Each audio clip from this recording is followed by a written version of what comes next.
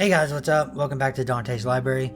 Today I'm going to be talking about the 25 books I want to read in 2025. So let's go ahead and get started. So first off, the book I want to read is Shadow and Bone by Leigh Bardugo. I like the Grishaverse. I read these books once before and I want to read them again. And I'm going to start doing reviews. So every Friday I'm going to try to get a book done within the week and review it on the Friday. So these aren't going to be in any particular order, except these, first 7 and the last 7. But not going to be any order as far as when I read them. So I look forward to doing that. Let me know what you think about any of these books in the comments down below. So Shadow and Bone by Leigh Bardugo is book number 1. I'm going to toss it on the floor, I guess. Second is Seeds and Storm by Leigh Bardugo.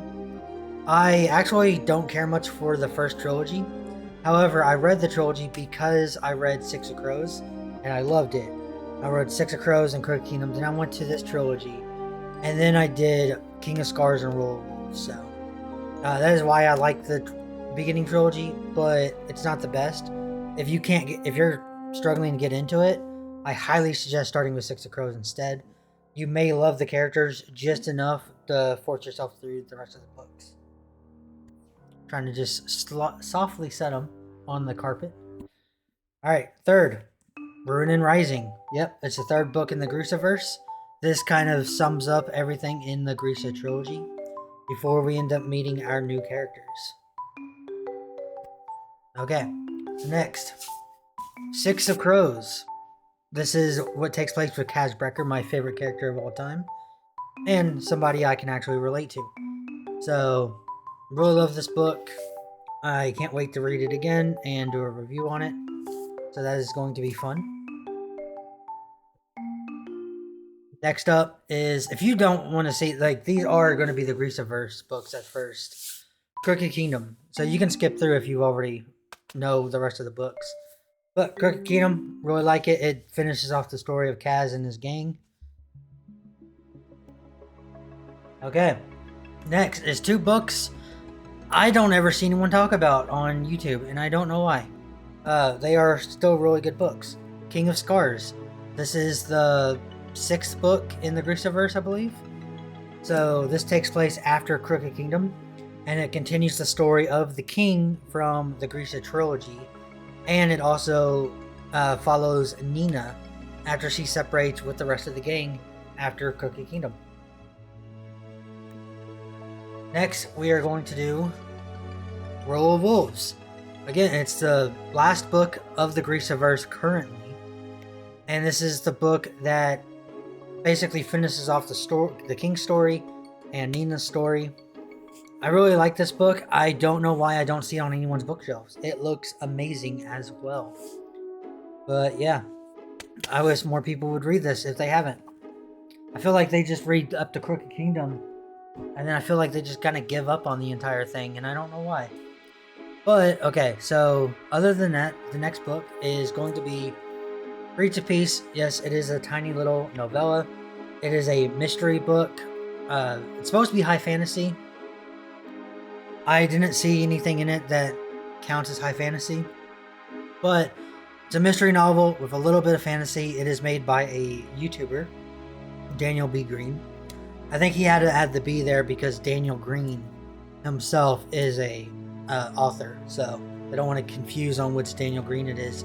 I noticed that on Mark Harmon. So Mark Harmon plays Special Agent Jethro Gibbs in NCIS, and he's like executive producer or something like that.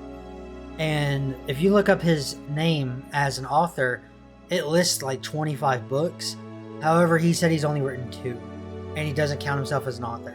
So there's another Mark Harmon writing a bunch of random books that are like Dungeon and Dragon guides and like calculus books. So I think that kind of prevents that from happening, adding the little middle initial there. But Breach of Peace, I'm excited to finally get this. I bought it when it came out back in like 2021 or something like that. So I'll be looking forward to actually being able to read it. But I have enough room on my table now, I can just not do that. I don't have every book currently, and that brings me to book number 9. So book number 9, I want to read The Love Hypothesis by Ali Hazelwood. I have read an Ali Hazelwood story, but I have never read an Ali Hazelwood book. And if you're confused by that, I'll explain. So back when Star Wars The Force Awakens came out, where it had Rey Skywalker and Kylo Ren, before Rey was a Skywalker, there was a big fandom community of people writing fan fiction. And one of the fan fictions, because I don't like the fan fictions that are like overly sexual, but the fan fictions that are just basically romance and stuff, they're interesting to read sometimes. And one has gotten a huge amount of traction because it was like professionally written, like where it was not like a fan fiction. You could tell when like, oh, a 14-year-old wrote a fan fiction, or it's like, holy shit, this author wrote a fan fiction. Except at the time, she wasn't an author, and that was Ali Hazelwood. And Ali Hazelwood wrote these fan fictions that got huge applause from everybody. People who weren't even in the fan fiction community were reading the fan fiction. And it was Reylo fan fiction, so it's like Kylo Ren and Rey Skywalker. But even people who hated the characters still read the fan fiction because the fan fiction was good. So that is what I read. I read Ali Hazelwood's fan fictions. I think I've read the ones that were posted at the time back in like 2018, or maybe a little bit before that. I'm not sure when Force Awakens came out, but I read those from her. And then it was all over the news that a fan fiction writer was releasing her first book. And I think now Ali Hazelwood has written probably a dozen or so books. Like, I see her name all over the place.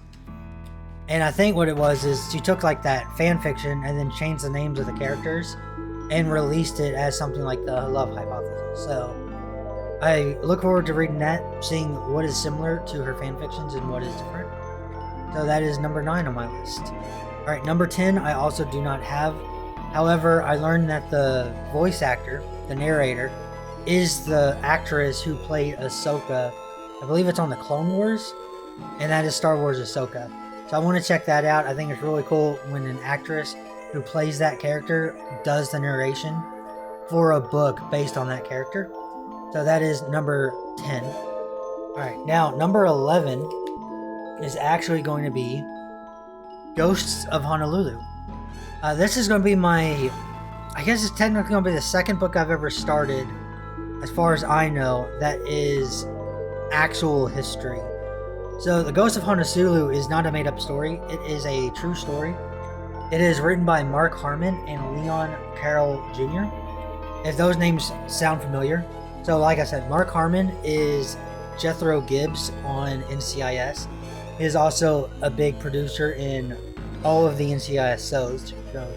I think there's NCIS Los Angeles and like some other one, New Orleans or something, I don't know. But he's one of the producers, and Leon Carroll Jr. is also one of the people that's in making the show. Except Leon Carroll Jr. is an actual retired NCIS agent. And Ghost of Honolulu is actually a story of an untold story of Pearl Harbor from the NCIS perspective. And this one is actually narrated by Mark Harmon. Now, the narration by Mark Harmon, he does not sound like Gibbs. So, Gibbs is a character on the show, and he does change his voice for that character. This is his normal speaking voice. And what that means is his normal speaking voice is a little bit more harsh than his voice on the show. So he's more like monotone and serious when he's reading this book. I haven't read it yet. I've listened to the little first 30 seconds of the narration, and I am going to try to read this while listening at the same time. I haven't really done both at the same time. The reason I had audiobooks in the past is because I listen to them while at work when I cannot read, and then I read books when I'm at home. So this will be the first time that I try to do both at my house. So I'll see how that goes. But Ghosts of Honolulu, this came out just a few years ago. He did in I think this is 2022. In 2023, he released a second book called Ghosts of Panama. And if I like this, then I'm definitely going to pick that up. So that is going to be interesting. Also, if I don't like this, I'm still going to pick the other one up. Just to have them. It's 2 books by somebody I think is a great actor. And I look forward to that. Okay, so that's number 10. That's number 11. All right, number 12, I also do not have. 12 and 13, I do not have. So I have never read a Stephen King book.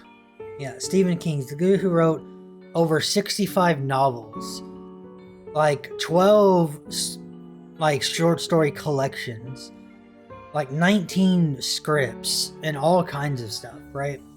Biggest author there is, probably. I've never read any of his books because everyone always says he's a horror writer. He only writes horror. However, from watching people on YouTube, that is absolutely not true. So I need to look up and read some Stephen King books. And the reason I don't watch horror movies, I don't watch horror shows, I don't read horror books. So I'm going to start with Stephen King. Now, I am writing my own story. I am writing my own book. So I think the first Stephen King book that I want to pick up is called Stephen King on Writing. And it is basically how to write. Tips from Stephen King. Stephen King's story on how to do this profession and all of that kind of stuff. So I really want to read that. I think that'd be really fun. And another one I see is a lot of people on YouTube who has never read a Stephen King story before. They have listed Billy Summers as their first ever Stephen King book. And they said they absolutely fell in love with it. And they read all of other Stephen King books after that. So I think Billy Summers is going to be the second Stephen King book I try to get done this year. I still got to buy both of them. On writing, I feel like I'm just going to do that first because I am currently writing. But I do want to read Billy Summers. So that is going to be number 12 and number 13. Now, number 14 is another book that I currently do not have. And that is going to be 7 Year Slip. So I don't read that much like romance stuff. However, 7 Year Slip sounds like a super cool concept. And I want to read it. And I think it is Ashlyn Kaylee. I think it's Ashlyn Kaylee. And then the girl who is dating the guy who released a sour candy, the Joyride candy or something like that. I don't remember. It's like Haley Pham or something like that. They were talking about 7 Year Slip, I believe. And it's like apparently this apartment they're in, and they can see someone, like the other person who lived in the apartment like 7 years prior or 7 years in the future, and they can talk and communicate. It sounds interesting, so I want to read that. So that's 7 Year Slip. I do only have those 2 like romance books on here. I don't know if anything else is considered romance on my list. Next, number 15, I actually have Heartless by Marissa Meyer. So it says this is the Lunar Chronicles. I don't know anything about this book. I have started reading it. I was starting to read it on breaks at work, and then I kind of stopped. From what I could tell so far, yeah, it's got like a bunch of books on the back. From what I could tell so far, it was like a Alice in Wonderland kind of style story. So that kind of made me intrigued. But like I said, I DNF'd it for a bit. I want to finish that book. So that is number 15, Heartless.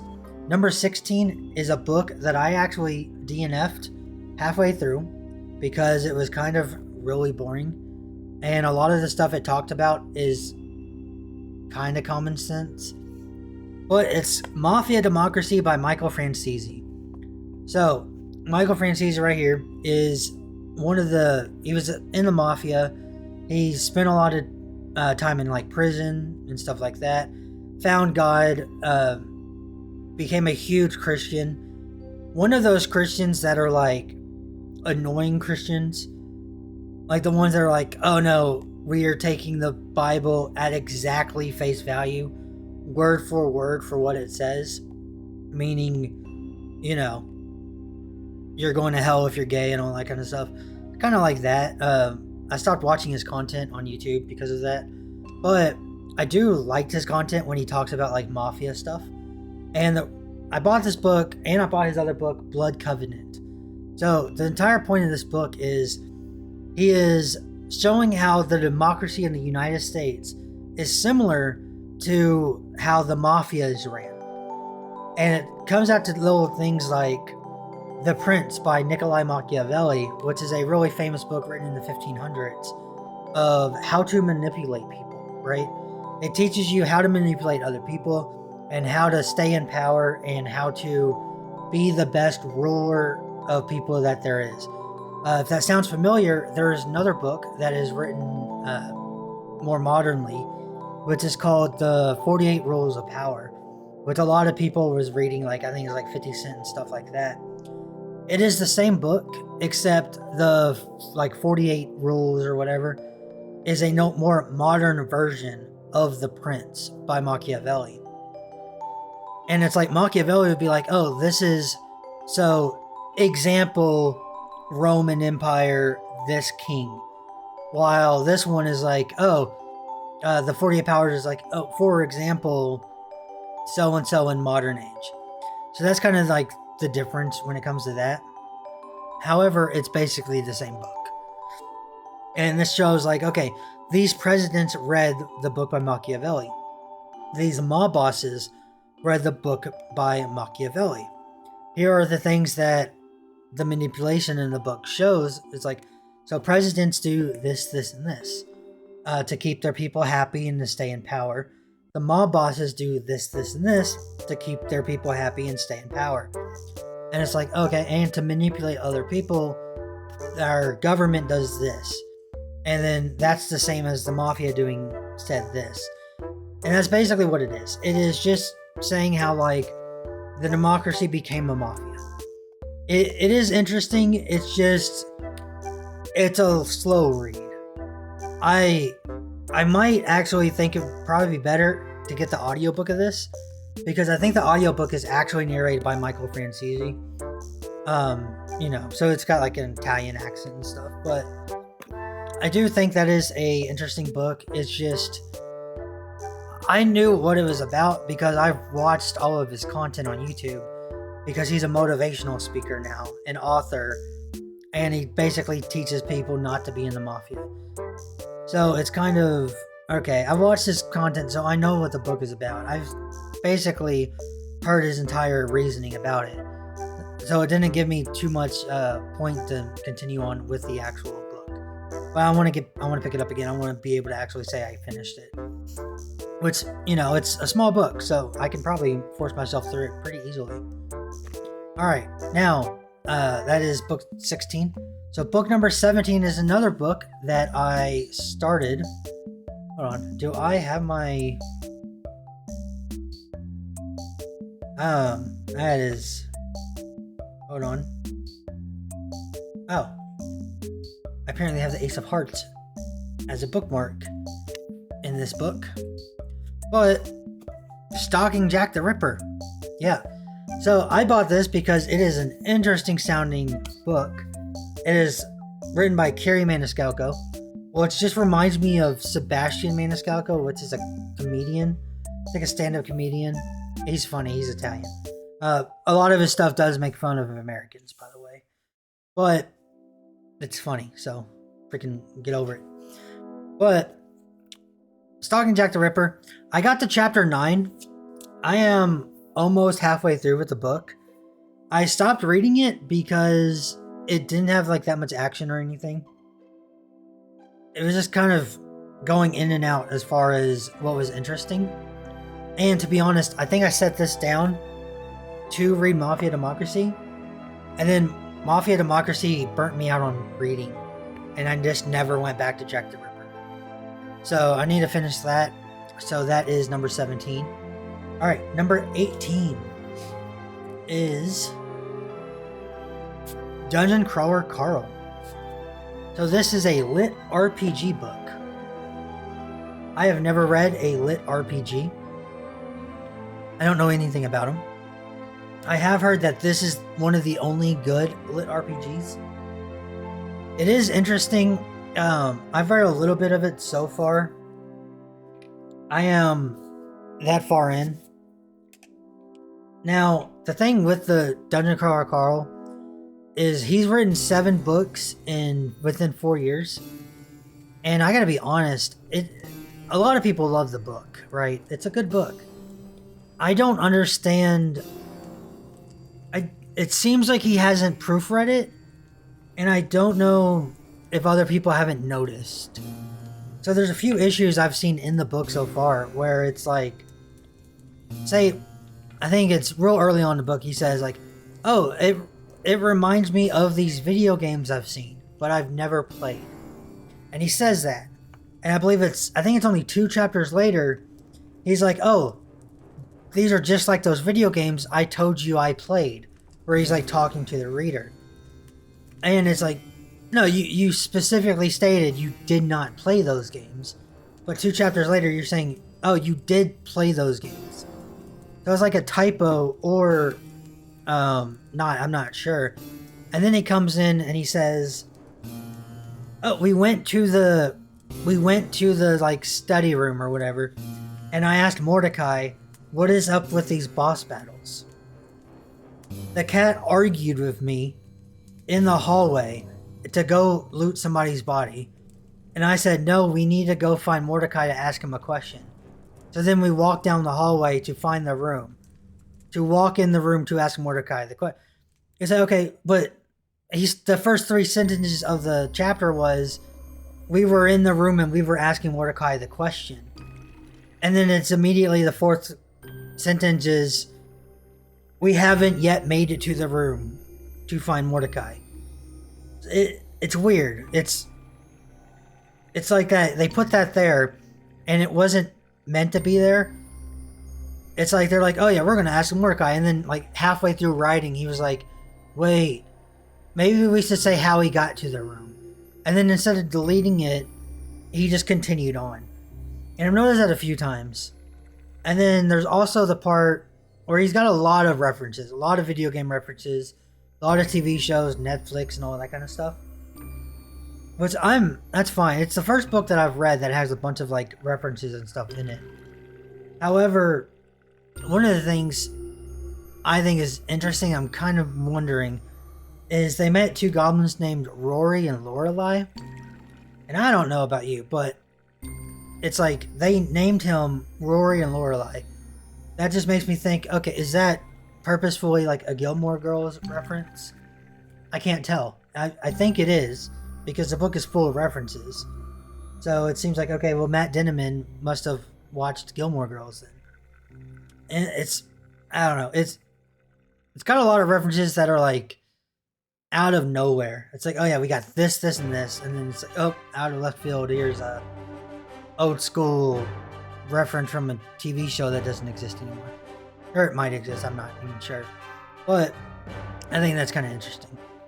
Alright, last 2 books, or actually the last 7 books, is the Harry Potter series. I actually only have Harry Potter and the Chamber of Secrets. And then I also have Harry Potter and the Sorcerer's Stone. I need to get the rest of the books. I've got these 2 for now. I do have a bid in an auction to get the full hardcover in this style series. I'm not sure if I'm going to win it. I mostly bid in it so I can make sure that scalpers don't get it to flip. It's because the books themselves are, you could probably get for like $45. So I bid 40 on there to prevent someone from purchasing the entire set for 20 and then immediately selling. Because a lot of people purposefully has been doing that on this auction site, and it's annoying, and I want to prevent that. It's like, no, if people want to read the books, let them buy the books. Don't buy the books from the people who want to read them just so you can, try to sell it for profit. Hate that. All right, now let's explain something, because a lot of people get this wrong. Harry Potter and the Sorcerer's Stone, the reason that it is named that is because this is by Scholastic in the United States. And a lot of people are confused. So Uh, in the United States, the word philosophy, which the original name is the Philosopher's Stone. Philosophy is a study of thoughts and emotions and different, and like the ideas of and things like that, right? And back when Harry Potter came out, back in like 97, I think it was, or something like that, you had a bunch of self-help books that were all about the philosophy of thought. And it's like, okay, well, it had different things. Like, it was like, oh, there's things that are not safe to say now, which is like, oh, if you're gay, here's a philosophy of fixing yourself. Or, hey, is God real? Here's the philosophy about it. And maybe you shouldn't believe in God. It was just a bunch of different like philosophy books like that. And that was the type of self-help that was really prominent back in like the 90s, late 90s, early 2000s. And when it came out to Scholastic, who had the Harry Potter, to publish it in North America, their philosophy was really kind of looked upon as a negative for a lot of parents, because they didn't want their kids questioning their like religion. But it was also looked towards for like adults. Scholastic wanted to make Harry Potter good for kids. So if you don't know, in the United States, Scholastic runs a school book fair every year. And the way that they do it is they have several tables that they set up at schools all over the country. And at these tables, they have like, oh, you can buy books for $5. And then they had stuff like Captain Underpants. They had all kinds of little kids books and anything you can think of. And that is Scholastic's way to get kids to read. So you'd have all these books. Then there was a free table. So on the free table of the things, so every time you could pick like 2 books, right? Every kid could pick 2. You can either pick 2 of the free books, or you can pick one of the free books and buy a book, or you can buy 2 books. At the time, a lot of people would buy Captain Underpants. That was the big one when I was growing up in schools. Captain Underpants, and then The Sister of the Traveling Pants, I think, were the 2 big ones. When Harry Potter came out, there was only 2 books that were on the free table, and that was Sorcerer's Stone and Chamber of Secrets. The rest of the Harry Potter books ended up being on the, like, you had to purchase. They added like a $10 table and a $15 table as the years went on. However, when Sorcerer's Stone came out, it was the first Harry Potter book, and it was on the free table. So when a lot of people were going to buy it, Scholastic changed the name from Philosopher's Stone to Sorcerer's Stone, kind of in a way to get kids to pick it up, because a lot of kids weren't interested in philosophy type books because they were all self-help and very negative in connotation and like all of that kind of stuff. Now, when parents were talking about this, they hated the philosophy books as well. Sorcerer's Stone, like Harry Potter needed to come up with something else that they can name it. Witches have a negative connotation with it from, okay, well, witches are bad guys and demons and it'll make you a Satanist. And that was the idea back in like the 90s. When it came to, okay, they can name wizards, everyone thought wizards, they think, oh, Merlin. But, they don't want to just say Wizard Stone or something like that. It just might not sound good. So they chose Sorcerer. It still had some backlash on having Sorcerer because a lot of parents did not want their kids picking up a book about magic because magic would lead to like Satanism and all that kind of stuff. So they had that kind of issue. However, what kids ended up doing, and what a lot of kids did, including like ones I knew and all that kind of stuff, we would find a way to get $5, and we would buy a book for $5 at the little $5 table. And then we would get Sorcerer's Stone for free. And those would be our 2 books. And then when our parents, because it would say like, the Scholastic newsletter said, oh yeah, everybody gets a free book this day. So when the kids go home and all that stuff, our parents would be like, oh, what book did you choose for free?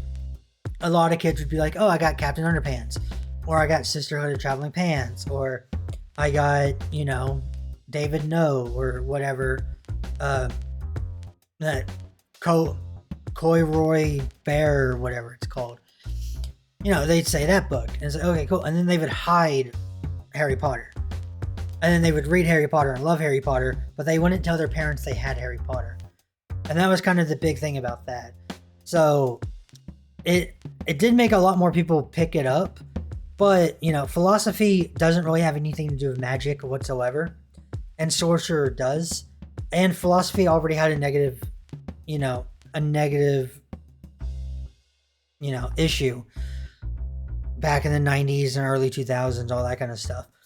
So that was kind of the reason they went with Sorcerer's Stone. A lot of people you see like in the UK will be like, oh, it's because kids aren't smart enough to know what a philosopher is. And it's kind of the opposite, because American English, philosopher has nothing to do with magic. It's the study of thoughts, which, you know, it's weird, but it is what it is. So it's just different definitions for the same thing. But I think it worked out pretty well, because it made a lot of people read Harry Potter, and Harry Potter became one of the biggest fantasy series in the world. I have not watched all of the movies, actually. I have watched I watched half of Order of the Phoenix. And then that's about it. I've seen some clips from like Deathly Hallows and stuff. But I watched everything until half of Order of the Phoenix. And I stopped watching Harry Potter after that. And I've never read the books. So I look forward to trying to actually read the Harry Potter books for the first time. And after I read the books, then I will go ahead and watch the movies in a row and finish off the series with the movies, so I can get my thoughts. Hopefully before the show comes out, because I know they're doing the show and they just announced the casting for the new like Ron, Hermione, and Harry Potter. Just don't look bad. So we'll see how that goes. But those are the 25 books I want to read in 2025. Let me know what your thoughts are down below. And yeah, hope you stick with the channel. Be interesting. It's just a motivational way for me to but try to read more books in the future. Also, I'm being distracted by this. I just noticed when this came in, there was a big cut in it. I forgot about it a while ago because I haven't picked this book up since. But it's like they got the crate at like, I think I bought it on Amazon or something, I don't remember. But it's like they opened the box with a box cutter and cut through the freaking cover. Hated that. Oh well. But yeah, those are my 25 books. You'll start seeing them every Friday. Hopefully I can get one done every week, and we'll see how that goes. Alright, I will see you all later. Peace.